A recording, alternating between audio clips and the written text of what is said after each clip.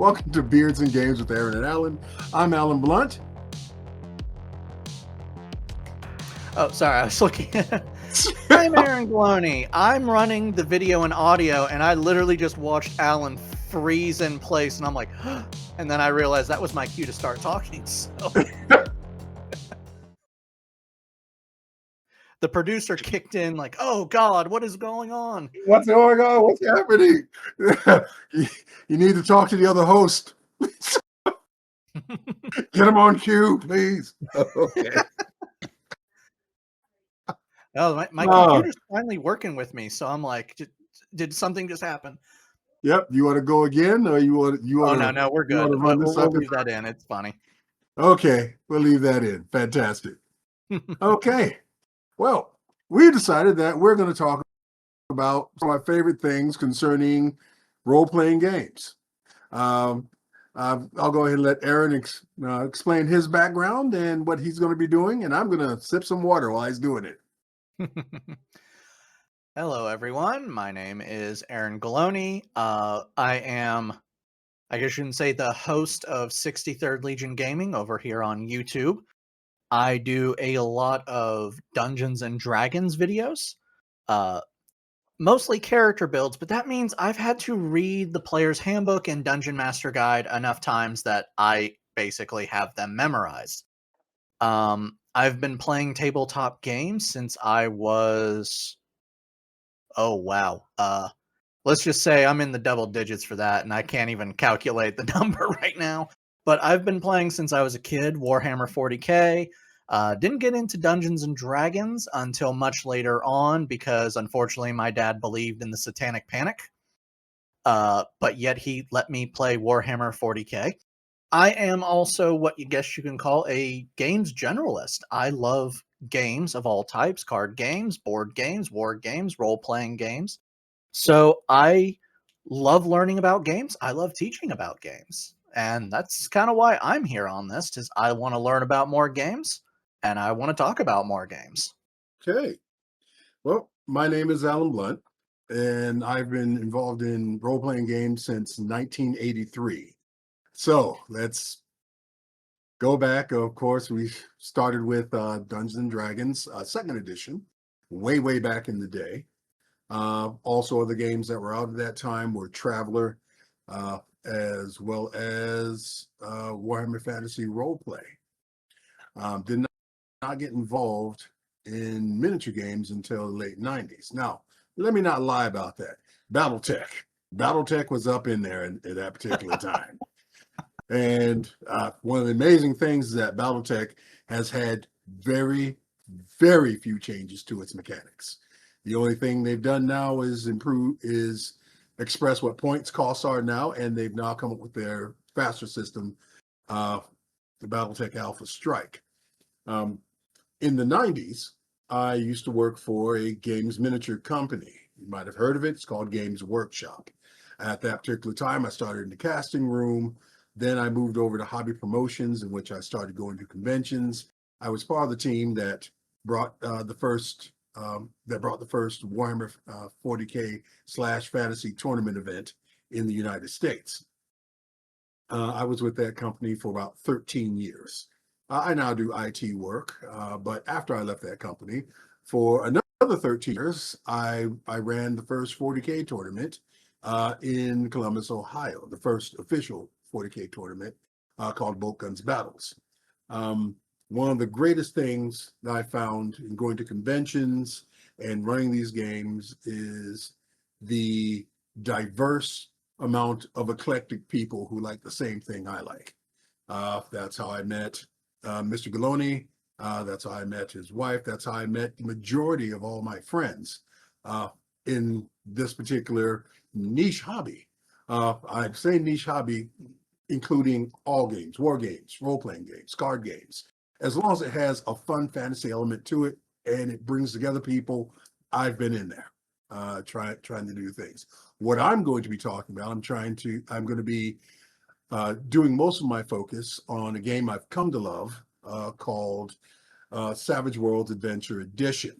My goal is to teach that game as well as talk about the supplements for that game, and also bring to your attention new games that are coming out there. Also talking about events. Uh, Another thing I really want to kick on, I would also like to extend a congratulations to Palladium Games for their induction into the Detroit Historical Museum for their efforts in wargaming hobby. That started back in 1981 and it's still going today. And Kevin Sembita, or Sembita, I hope I didn't say it wrong either way. I possibly did.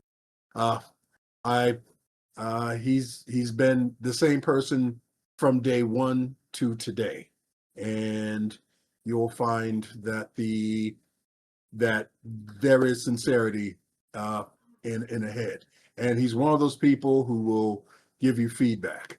But he is the progenitor and the driver of riffs. If you want to see a reason for force being obliterated, it's because the amount of paper that Palladium Games has put out for their riffs book. They're also responsible for the Teenage Mutant Ninja Turtles role-playing game.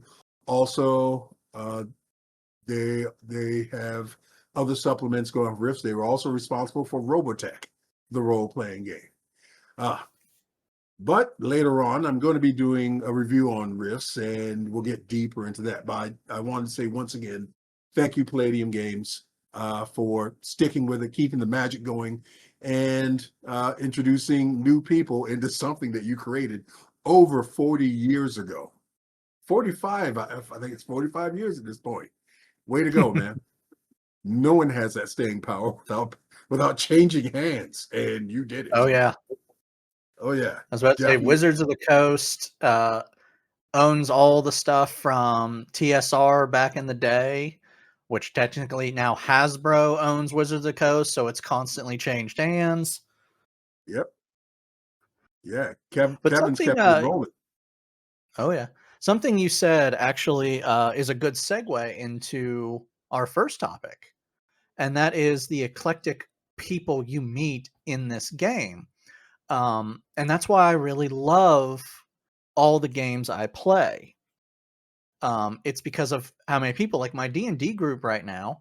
I have a pathologist, I've had a lawyer, a theologian at one point, Mhm. janitors, all walks of life, set designers for Disney on Ice. Um, and that's why I really love games. But when I met all of these guys teaching Dungeons and Dragons, and what I want to talk about is helping people who are listening find the game that they really do want to play and love.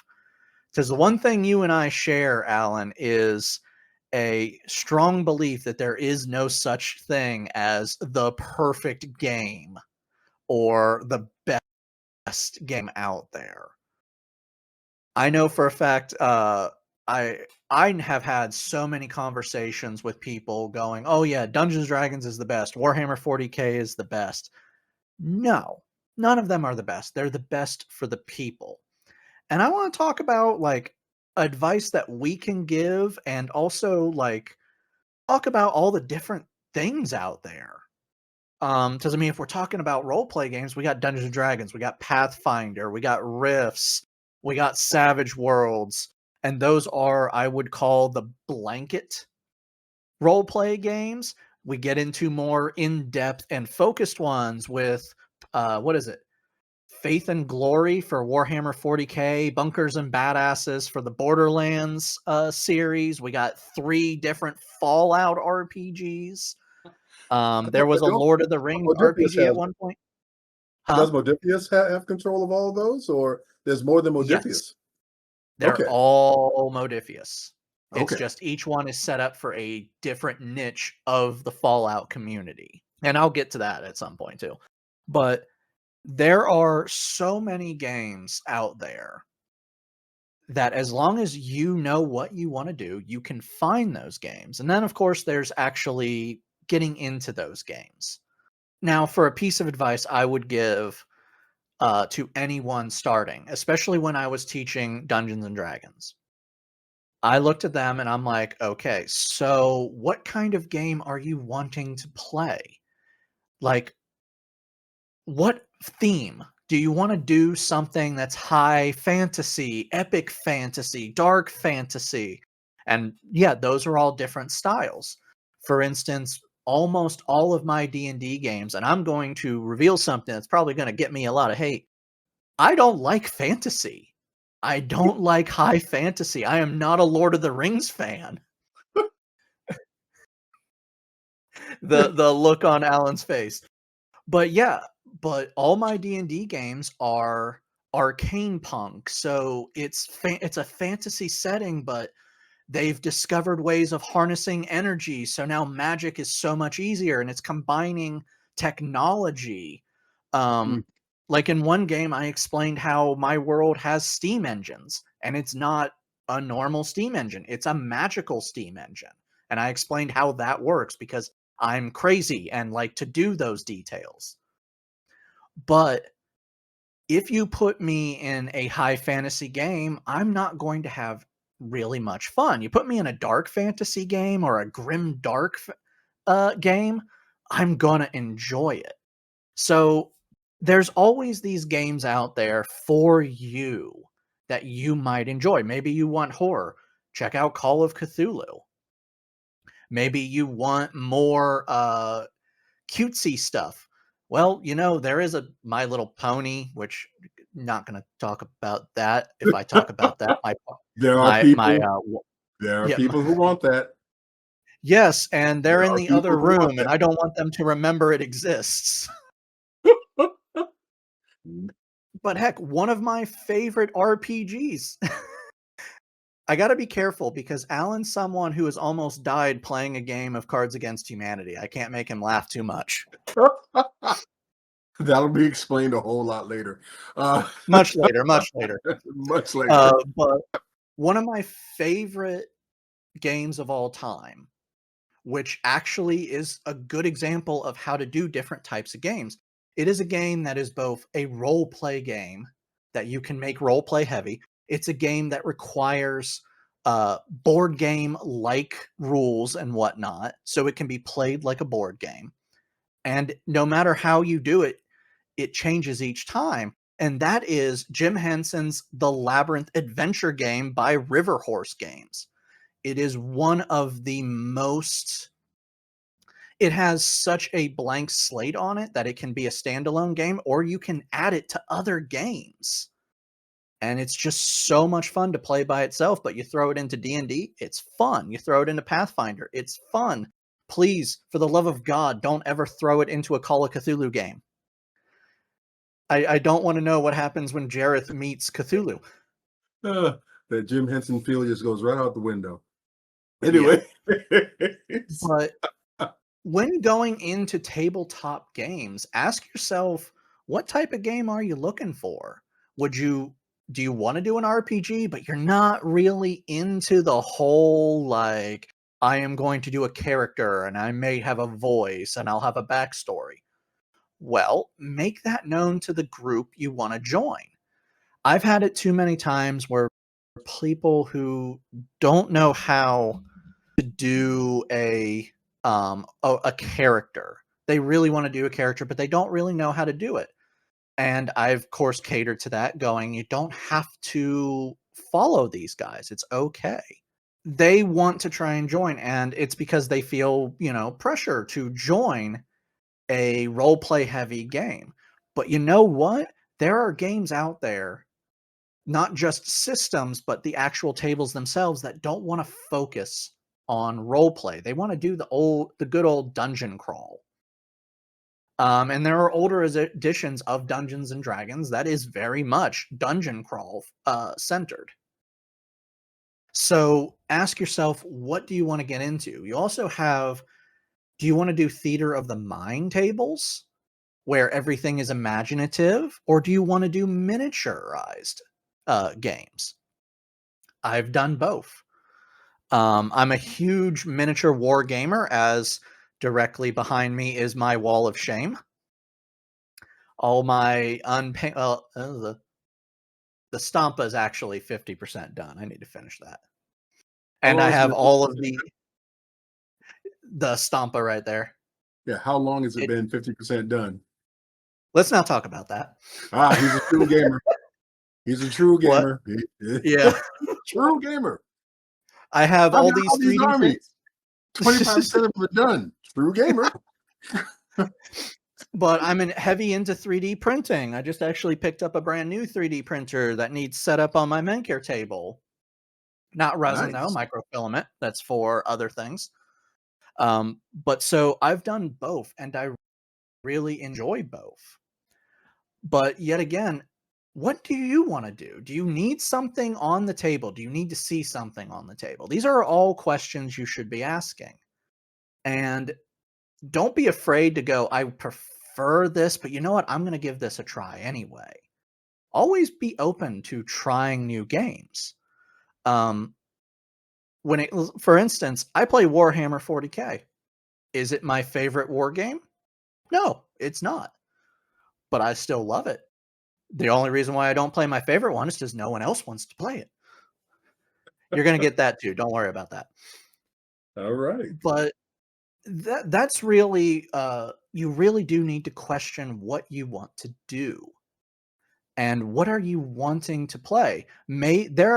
I just did for my friend who wants to learn D&D. He's also very heavy into Warhammer 40K, but he can't play Warhammer because he's just too busy. So I'm like, hey, I'm going to make a module and I'm going to bring Warhammer 40K into D&D. And when I talked about that on my YouTube channel, there were some people that were like, but there's already role play games out there for 40K. You can go to the good ones like Death Watch and Dark Heresy, Black Crusade, and then the new one. Well, here's the thing. He didn't really have that much time to learn a brand new system. And in the meantime, he's starting to learn D&D. So why not do that? Bring 40K into a system that he already knows. That's a piece of advice for people who are wanting people to join their games. Understand that they might not have enough time to learn these games. Like I heard about Savage Worlds a long time ago, before it became Alan's main roleplay game, and what I heard was great. It really was, but at the same time, that was when I was learning Dungeons and Dragons.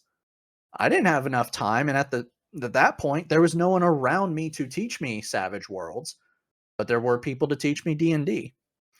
And that started a domino effect that now I am effectively a D&D guru for some odd reason, and people keep coming to me for stuff.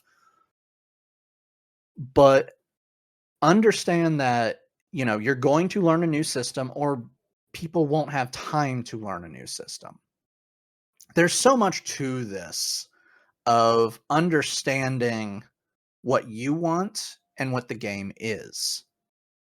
So take your time if you literally go, I want to get into tabletop gaming, you're going to hear all the negative stuff about games straight out from the get-go. You're learning to play a miniature war game. There's going to be people that are going to tell you Warhammer 40K is garbage. It's expensive as hell.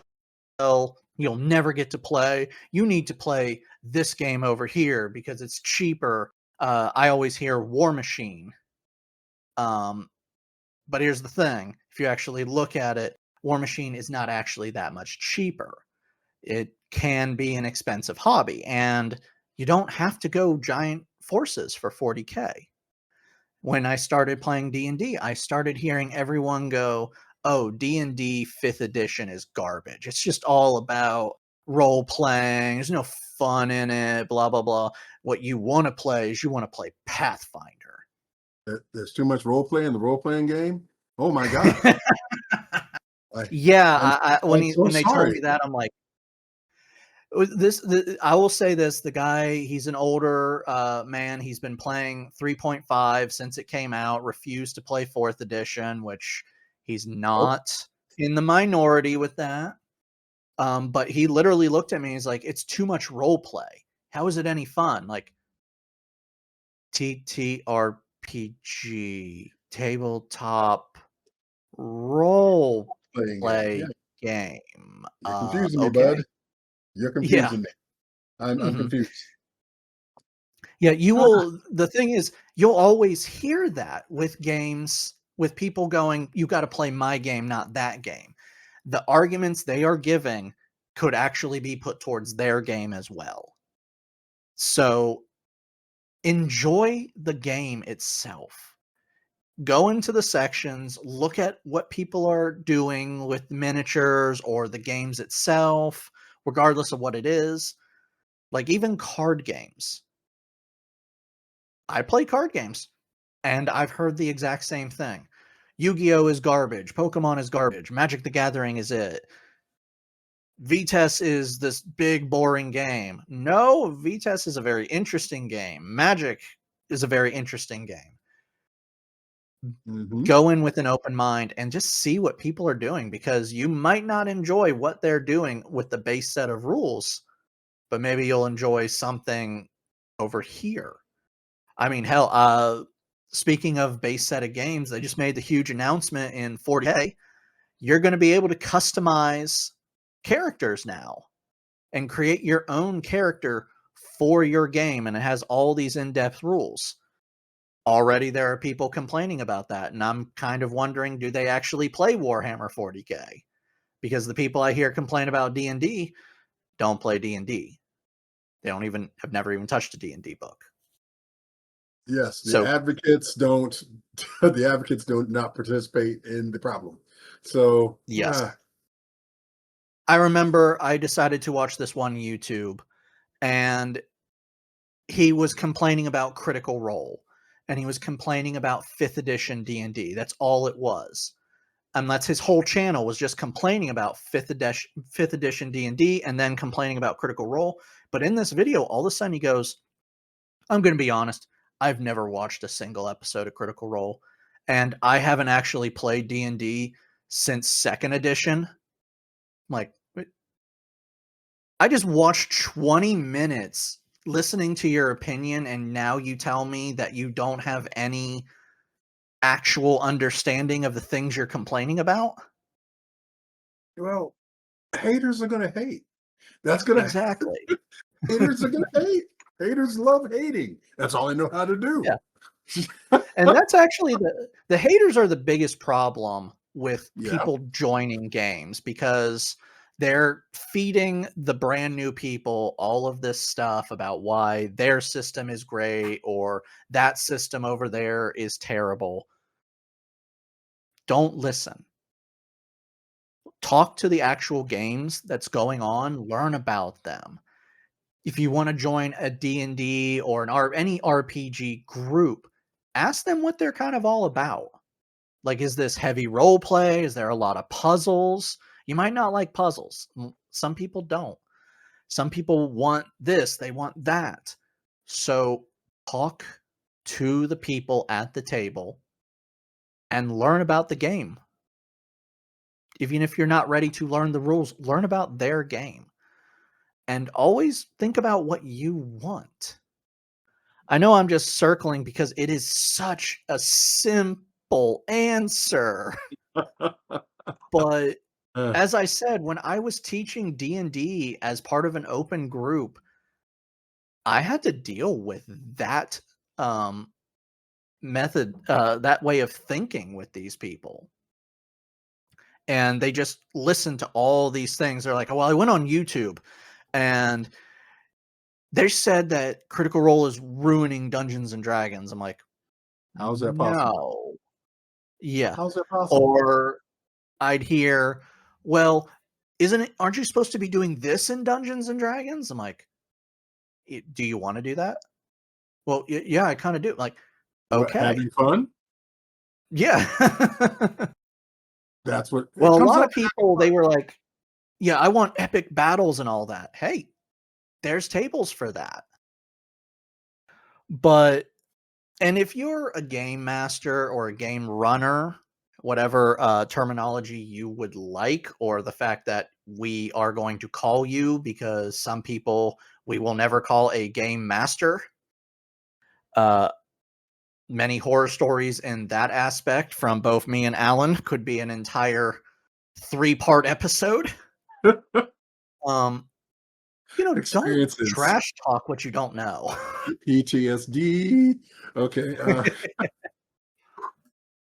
Oh yeah. It's there are over 13,000 role-playing games that exist. 95% of them are hit point based. That is, you have the scroller combat type of games in which once you get to that many hit points, down. And 5% of them don't involve a hit point system, but they have basically a wound level system in which basically degrade down. There's no such thing as a bad role-playing game. There are such things as horrible people. Now, what do I mean by that? People that may teach you the game wrong. People that don't understand the game and try to bring you into it. People that are inflexible, not able to change during campaign, not able to do anything for the fun and attention of the group. I'm going to try to give you a couple of hints to help elevate your game. I'm not saying your game is bad now, but if something comes along to enhance it, hey, take a listen or two. But we will never bash anyone's game system because there are some creators and writers out there. Bring your creation to life. And like I said, haters are going to hate, and you can only develop, if mistakes are made. Make the mistake, then correct it and show that you've corrected it. It's going to be good. But the best role-playing game, I'll say, is the one that you enjoy the most. Exactly. Everybody doesn't have to like it, but it's helpful if you have some people playing with you, playing it. Yeah, you'll find your group. Just enjoy it. Yep. So, Aaron, anything else you want to add, man? Nope, I am stepping down from the soapbox. Okay. Well, we've explained what we're about and who we are. Let's see. My goal is to teach you how to have fun. That's what it comes down to. I think you can do it with the game that I focused on. I have the most support on from the Pinnacle Entertainment Group.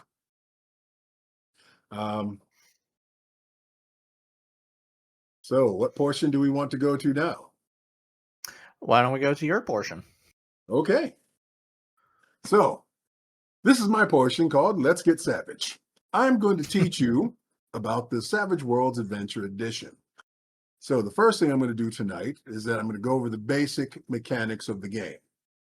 Let's go over the important part. Remember the number 4. Remember the number 4. What should you be remembering?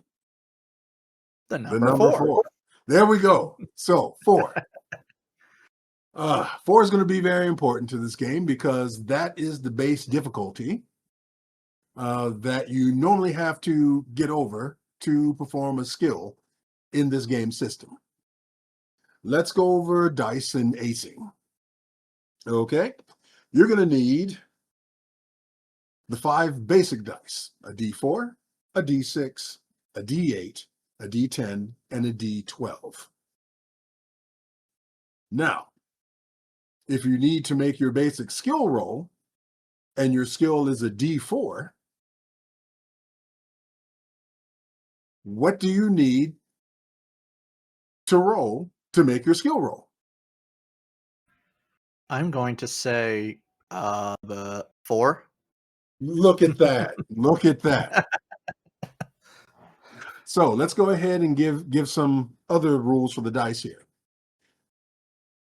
Trait dice, which are skills and attributes, are all based on the basic dice. Consider a D4 to be you just learned this skill, you're doing what you can with this skill. D6 is that you're at a professional level. D8 means you're an expert at that. D10 means that you're a master. D12 means that you're a grandmaster. So someone with a D4 in shooting versus someone with a D12 in shooting, who has the highest percentage of hitting the target? Well, of course, the D12 grandmaster. Because to hit that target, you need a 4. And on a D12, let's see, you have a 9 out of 12 chance of hitting. With the D12, with the D4, you only have a 1 in 4 chance of hitting. And 25% is not as good as that 75% that you get rolling with that D12. So let's go over some other things in the game. Dice in this game can ace.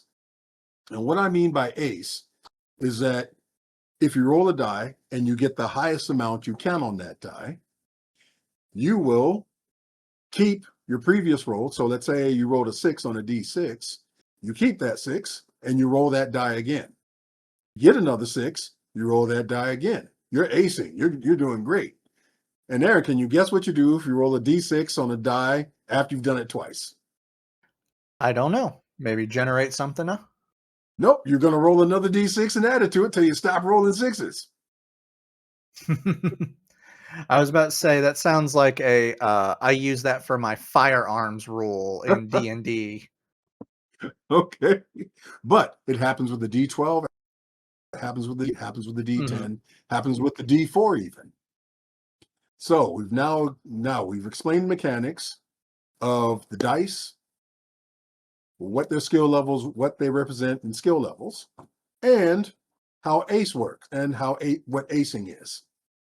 Now, why is it important to you to keep rolling that die if you get an ace? Well, they have something in this game called raises. Raises happen when you get a 4 or higher increment over the base difficulty. So let me translate that. Base difficulty is 4. I managed to roll a 9 after acing on my D6 several times. What's happened is that my target number was 4. I rolled a 9. That means an increment of 4 past 4 is 8, which means I got a raise. And a raise can translate into extra information gained, taking time off of a task, extra damage you get to add to your damage dice. So acing is fantastic. Now, when it comes to making the skill roll, you pick up your single dice, you make your skill roll and see, did you make a 4? No, you failed. Did you make a 4? Yes, you passed. Oh, you rolled 12. You got 2 aces there, man. So what do those 2 aces do? It gives me, you got 2 raises. So what do those raises do? It gives you more information on the task, reduces it, and basically the more you raise, the better the result is for you. So that's the basic roll. Then we have what are opposed rolls. So they have a skill called stealth and they have a skill called notice as an example of opposed rolls. How this happens is that you're trying to sneak by. The guy sneaking rolls a stealth die. The guy trying to observe, he rolls a notice die. If the guy with the notice die beats the guy with the stealth die, hey, what are you doing over there? If the guy with the stealth die beats the guy with the notice die, guy doesn't know nothing, guy's able to get past. Now, of course, if you're doing something like, playing a bassoon while trying to sneak by, there's going to be some modifiers. Or the GM just might say, you're not getting past and playing that bassoon. Okay. What happens if the roles match each other? If the rolls match each other, Hmm. It goes. What will happen if the rolls do tie? It will go to the guy trying to detect. Gotcha. It will go to the guy trying to detect because he's got to beat that stealth roll to detect him.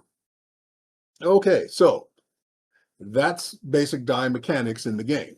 Now let's go over a basic character card.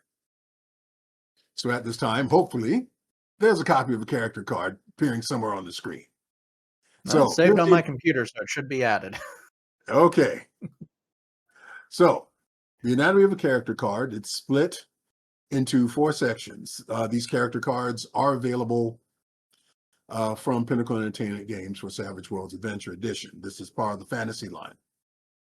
So what you have on your card is that you have the title, a little blurb about the character, and to the right, the rank of the character, which we'll go through later when it comes to creating characters. You see numbers on here called the traits. So the traits are agility, smarts, spirit, strength, and vigor. Those are the basic traits. Then you have the skills underneath this, which all of them are listed with their skill dice beside them. So I'd this like to say, table, so I'm actually looking at it right now. On the thing, for anyone confused, it's not traits, it's attributes. correct. So the trait attributes and skills together, they're called traits. So you Mhm. have your attribute section, and then you have your skills section. You have your skills and what's listed on there. Now, for skills that you do not have, you will roll a d4 minus 2. So that makes it a bit difficult to get that skill roll. So make sure that you have someone in your party that has a skill that can assist with that, because you about to get hurt. Now you also have what are called derived attributes. Pace. Pace is basically 6. That translates into 6 inches on the tabletop. In real world, that translates to 12 yards. And that's how far you can use it around. And yes, it's the same round that D&D uses in time-based. So it's 6 seconds. Yeah, I was about to say every turn is 6 seconds. Well, a whole round is 6 seconds, so every turn is part of the same 6 seconds. There you go. Then you have the derived stat called parry. Parry is what you need to hit this person if you're fighting them in hand-to-hand combat. So there's no base skill of 4 for that. Parry is based on your fighting skill. So if you have a fighting and this particular person has a fighting of D8, how you determine their parry skill is half their skill die plus 2. So half of 8 is 4 plus 2, their parry is 6. And it should be 6. And if they have any special ability, there'll be something in parentheses beside that. This person has a shield, which gives a 2 bonus to their parry. So if anybody tries to hit this person in hand-to-hand combat, they need to roll a 8 or higher on their fighting die. And if you manage to get an increment of 4 past their parry skill, you've got a raise, which adds d6 to your damage. And we'll explain that later when it comes to toughness. Look at that. Toughness is next. So toughness underneath your parry, that is what someone has to achieve above to be able to hurt this person. So toughness is derived from your vigor, which is half your vigor die plus 2. And there's also armor, which adds to your toughness. So you see this person has in parentheses a 3. These things are tiny on this card. Okay, has a 3. So this That's person why has a I'm toughness. enjoying having it on this screen right here in front of me. I can zoom in all I want. Oh, excellent, excellent. You see this person has a toughness of 10, which can come from armor or gear or other gear or special abilities that will increase the toughness. If you roll that 10 for your damage on the damage dice that you'll get from attacking, if you roll underneath the 10, you will not hurt that person whatsoever. If you do roll the 10, you will shake that person, which means when you're shaking, you can't use any skills. You can possibly try to move out the way for your life, but you're not doing any actions whatsoever if they match that 10. It's called a shaking. If you get 4 above that 10, let's say you get a 14, what that means is that you wounded this person. Now, when you wounded this person, one wound means something in this game. What a wound does is that for every wound that a character obtains, you got a -1 to your movement. You've got a -1 to all your trait rolls. That's your skills and your attributes. And you're shaken. So, shaken and wounded, it's pretty bad once they get past that toughness. If you take 2 wounds, which can happen if you get 2 raises above that toughness, everything's at -2, and the pace turns into -2. If you get 3 wounds or 3 raises past that toughness mark, what will happen? You'll get -3 to all your trait rolls. You get -3 to your movement. It's getting bad. And if you manage to get another wound, or they manage to get another raise past that 3 wounds, you've been incapacitated. You drop your weapons. You're on the ground. You're not feeling too good. Then it comes down to trying to survive you bleeding out. And that comes down to vigor rolls. Look up there in the attributes, you have a vigor score. Now, normally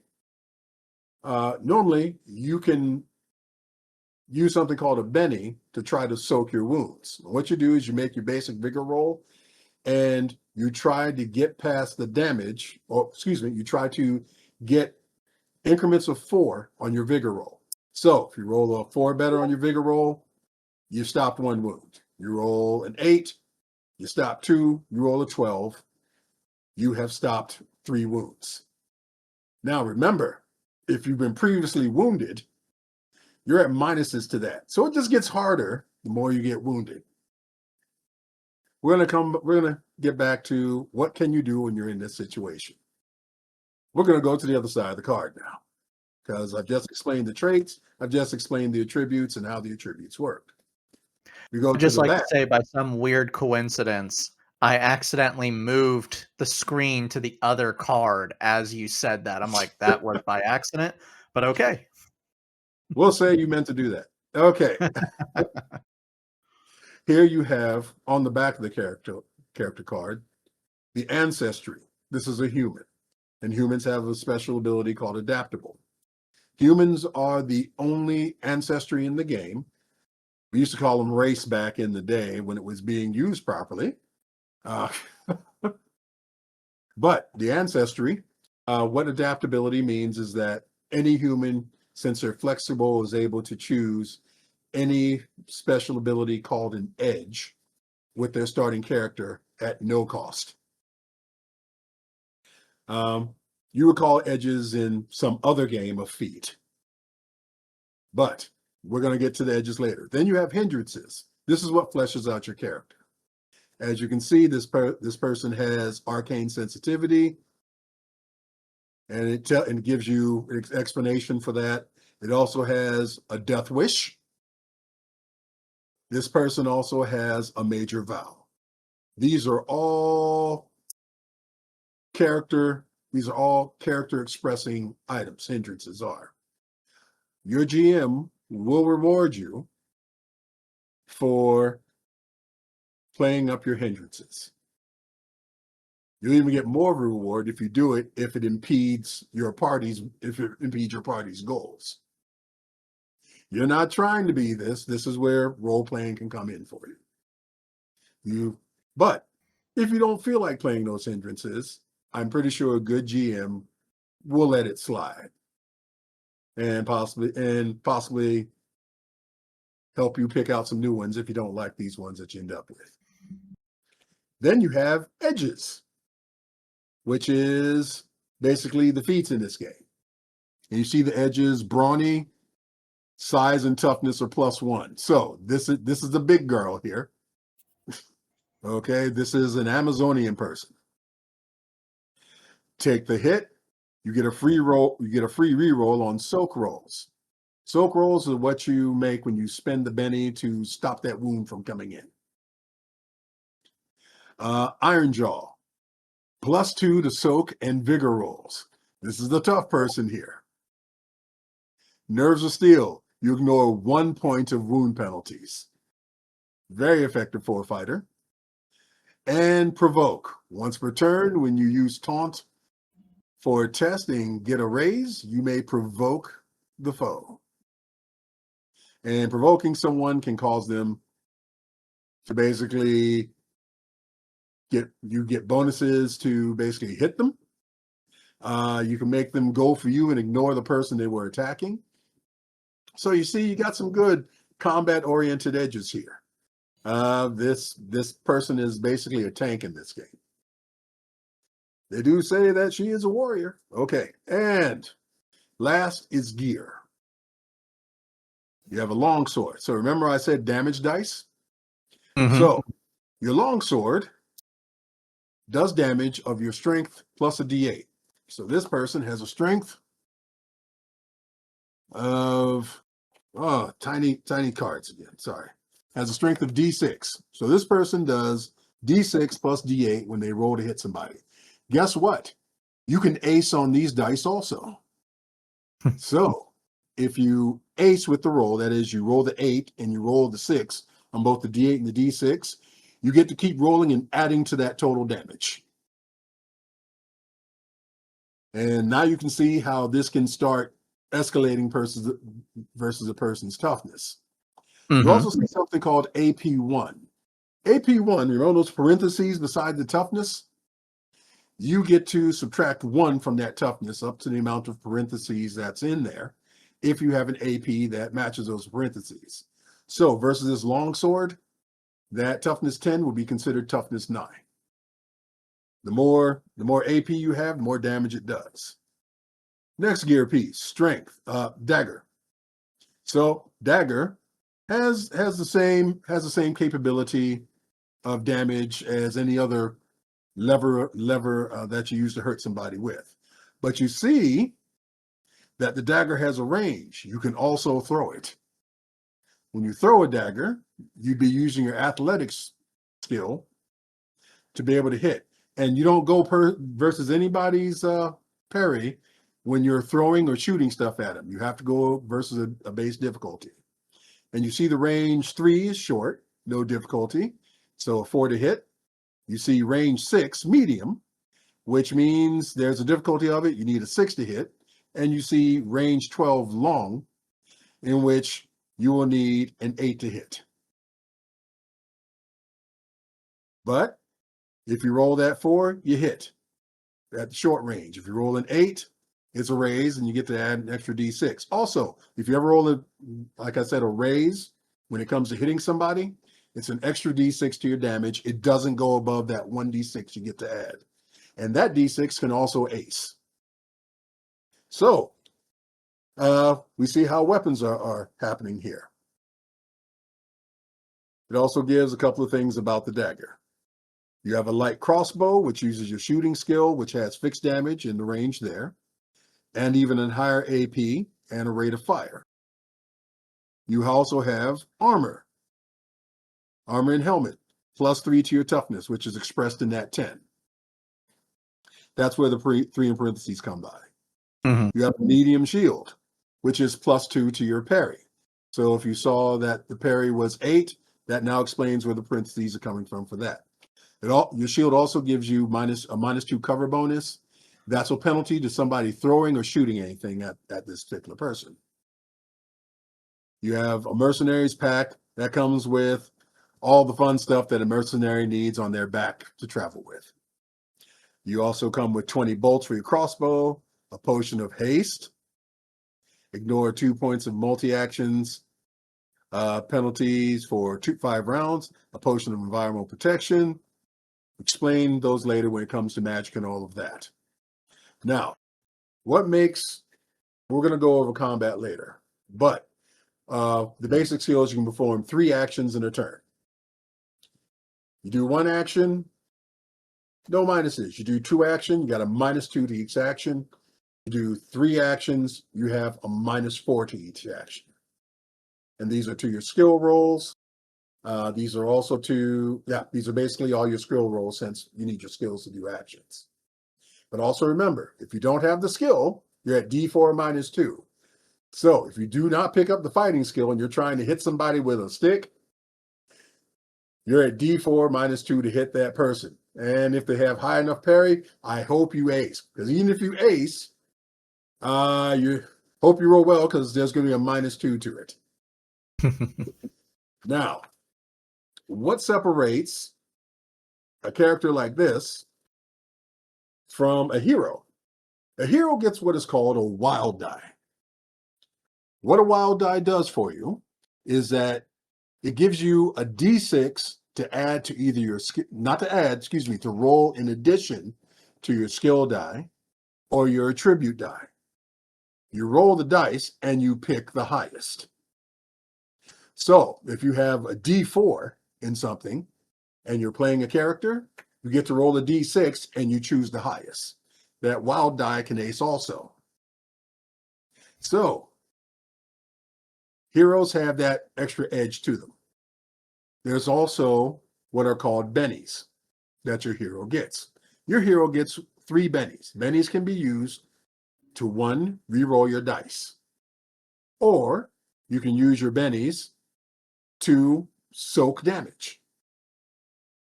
Or you can use your benny to bribe the GM to do something for your character or to change something during the game just for you. Bennies are powerful in this game. Bennies can also be used to regain magic points if you're playing a spellcaster. I'll go over magic another day.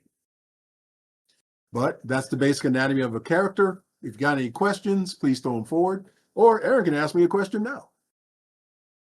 Oh no, I've just been listening. Like I find some of the things very interesting. Okay. One of the things I find interesting is the multi-actions or Yes. doing multi-skills. I like the idea that, in like the heat of battle, you're trying to do more stuff, but maybe you're getting a little bit stressed out. So that way, every single time you do an additional thing on top of, it gets a little harder to do. I actually really like that. That's actually similar to how combat was done in 3.5 D&D that I found very interesting, but was later removed. But I do find I I've had a lot of discussions with my gaming groups about how to make combat more dynamic. Mm-hmm. And a lot of the things you have said for Savage Worlds shows that it does have a very dynamic dice system, especially for combat. Like a lot of numbers were thrown out, and I'm bad at math. That's I okay. play a lot of games, but everyone is. So I my brain went, As your but GM, I will help you. exactly. I will But help I you. did find it very interesting how you kept going over things that really make the game a little bit more, I'm not going to say stressful for the player, but definitely stressful for the character. But at the same time, you have other things such as the acings, which Mm-hmm. is why I added a similar system to my D&D game for firearms of just the adrenaline rush of you just ace this roll, it generates another dice, and you can just Mm-hmm. keep going with that. Yeah. So it has a lot of dynamic dice rolls in this. Oh Like yeah. very, oh god, I have all of these penalties to this roll. I don't know if I'm going to be able to make it. And then you on the other side of the coin, you have, okay, if I get this, it's just going to keep generating. And this is going to be a great moment. It it definitely feels like a very dynamic dice system. See, and I like the simplicity of it and derived dice and armor and all of this. And I haven't gotten into encumbrance because the rules are in there if you really want to pay attention to them. Uh, we can get into money later, but it depends on the game world and the game system you're using. So this is basic Savage Worlds that I'm explaining. Everything can be found in the basic book. These items can also be found in the player's book. So the basic book of Savage Worlds is, I believe right now, roughly $40 or $39.95. They also have what is called the player's book, which costs about $20, in which your beginning players can go ahead and invest in that, some dice, and basically pen and a paper and come show up and play. So it's an easy buy-in. Also, a great thing that you'll find on Pinnacle's website is that their players books have, I believe, 6 variant covers you can get for them. So if you go to pginc.com, you can go to their site, look up their players books. Now, do you have to buy it from Pinnacle? No, Pinnacle's happy even if you buy it from your friendly local game store.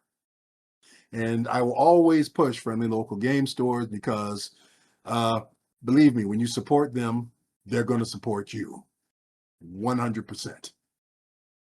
Form a relationship, that guy might even help you put together a gaming club at that friendly local game store. Everything's cool online. There's also virtual tabletop, which is out now, which we might discuss later in this series of videos that we put together. In which, Yeah, I thought about that earlier when I was talking. oh Like that yeah, might be something we want to talk about. oh yeah, oh yeah, virtual tabletop. I think it's brilliant. Is it brilliant for me as a GM? No, I got to do a lot of prep work with it. I need someone else to put it together. Believe me, the old man's gonna get his eyes crossed and get angry in the middle of the game. So can I play Yeah, it? Yes, I my can play it. D&D game, my D&D podcast, I literally told someone, I'm like, I am not using Dungeons and Dragons D&D Beyond. I don't have the time to add all this stuff in. Would someone like to volunteer? Now there And are one of my talented, players goes, I'll do it. yeah, there are talented people who can take this and run with it and give you a fantastic experience. I'm not that guy. Yeah. I'm not that guy. Someone else is going to have to program it. I'm not the guy to run it. But there are plenty of people out there who can. I've been to a virtual convention in which I played a bunch of VTT games. Excellent. Was asked, do I think I can run a game next year? Virtual tabletop? Oh, hell no. No, not me, not me. I'll play beside you, but don't give me the steering wheel. We're going over the bridge. Yeah, sorry. We're going off the side of the bridge. But Savage Worlds Adventure Edition has, I believe, is basically the Swiss Army knife of games because they have a fantasy companion, which I will review later. They have a horror companion. They have a science fiction companion. And they also have a superheroes companion. So you've got four genres that you can choose to play, or if you want, mix them together, which you can. Which you Yeah, can. when I first heard about Savage Worlds, it was because someone was using it to create a Borderlands RPG, pen and paper RPG. And also someone was talking about doing a Fallout RPG with it. But majority of people were doing it for Borderlands. Yes. And that's how I first heard about it. And I'm like, that's very interesting. And I'll say this is why when it comes to D&D, there is one thing I really do not like about Wizards of the Coast is they are not pushing companions to take their game and turn it into something else. I love the fact that that I can swim in the pool however I want to, so I can make a sci-fi companion if I want, but they don't lend a hand to that. So when I first heard about Savage Worlds, and Pathfinder doesn't really lend a hand to that either. They have their sci-fi version and their fantasy version. Correct. But I did see with Savage Worlds how much they actually offer, going, hey, it's all the same thing. Here's just how you add this ray gun, or here's how you add some body horror to it, just all that type of stuff. So I really respected that when I first saw Savage Worlds. Now, I know you don't like that about D&D, but there's something coming up. There are Kickstarters coming up all the time. Oh yeah. And there's a sci-fi based 5th edition Kickstarter for Dungeons and Mhm. Dragons. Oh yeah. So, That so is one that is what makes up for it in D&D is the fact that it is such a giant community that so many people like I've exactly. even joked with people I could literally sell all my D&D books from Wizards of the Coast. I buy Kobold Press. I'm good for D&D for the next decade. I have friends at Kobold Press. That's awesome. I But like also know people at Goodman Games.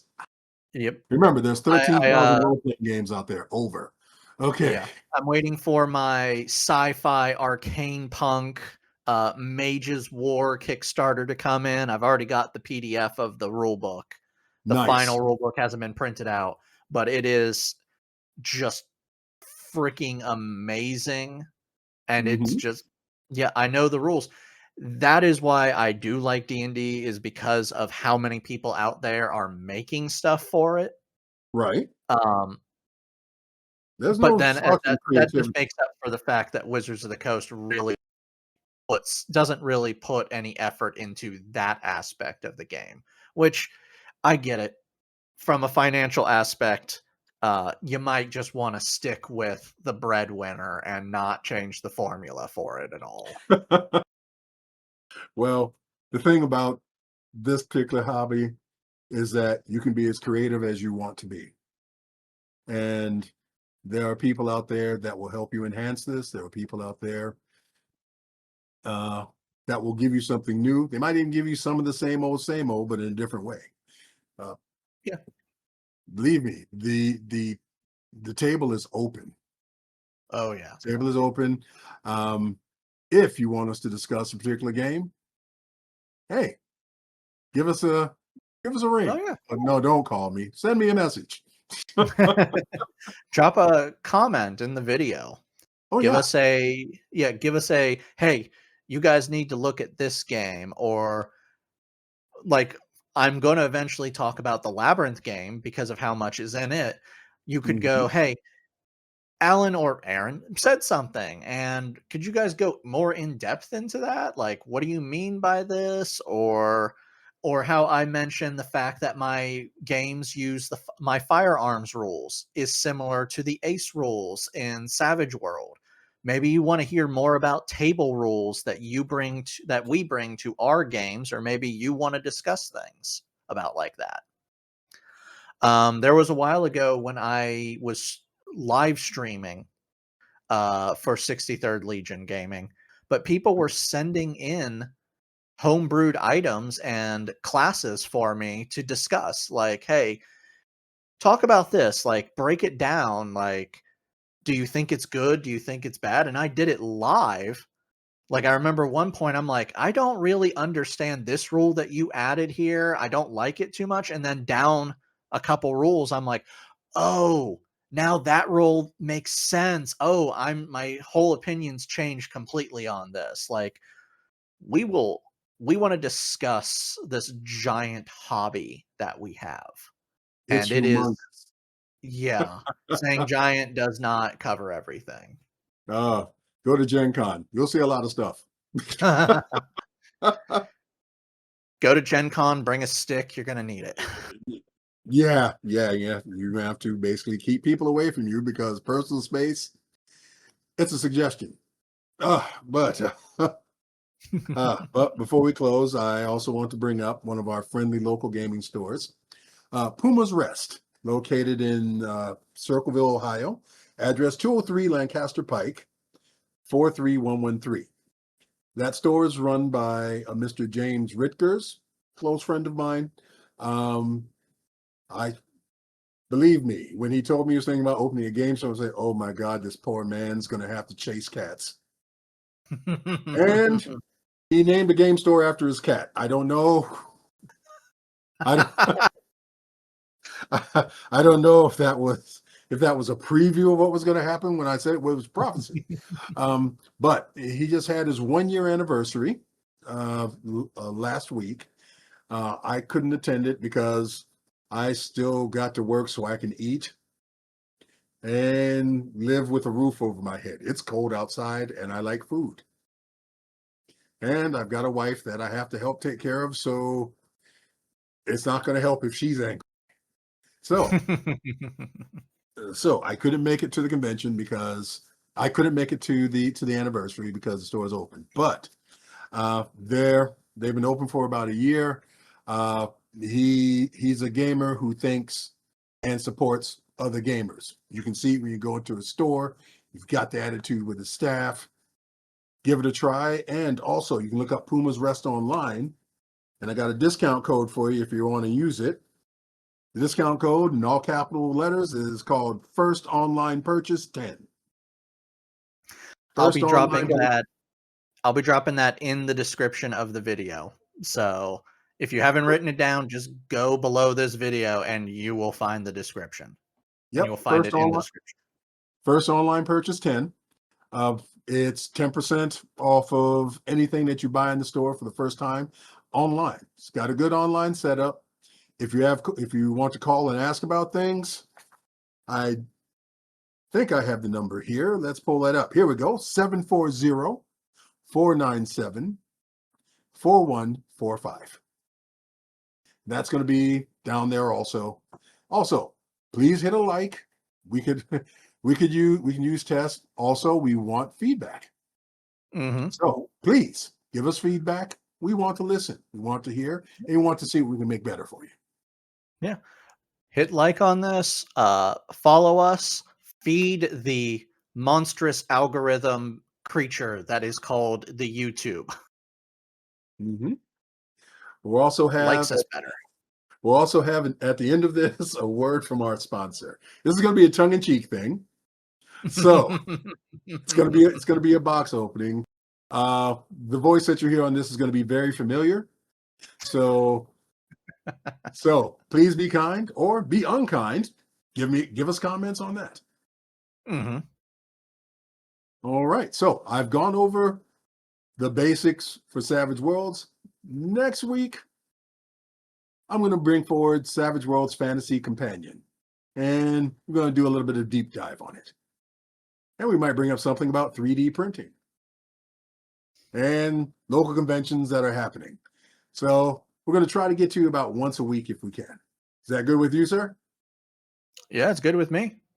Okay. All right. So we got the pre-record here. And we'll see if we can have you a polished, finished product. I don't know when, but you'll see it when you see it. And I'll see if I can have another background, something different other than the ship getting blown apart in space. See them sparks over there? That's not good. So I'll talk to you later. Thank you for your time. Thanks for talking with. Thank you for joining Beers and Games with Aaron and Alan.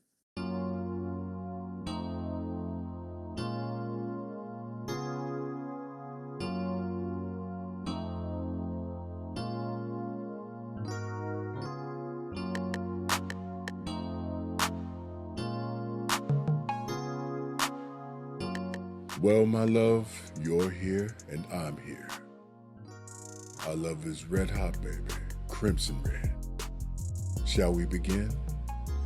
Again with the bubbles I see. What are you hiding under there, my queen? Ooh, what's this? An advanced player's guide.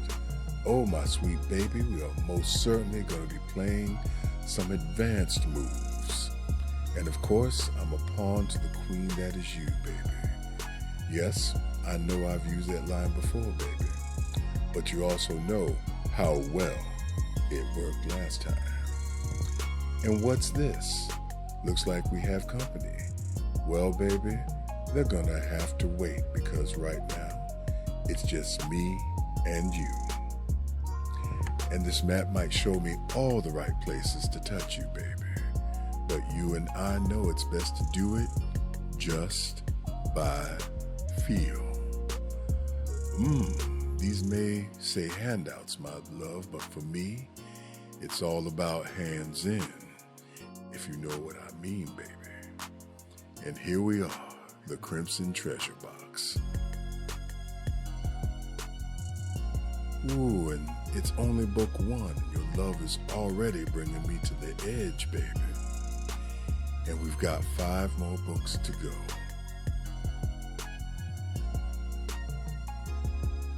And this might be a deck of heroin, but baby, I'm thinking these are all kinds of love moves. What do you say we find out what the Mountain Man, Brass Dwarf, and Foreign Trader really are?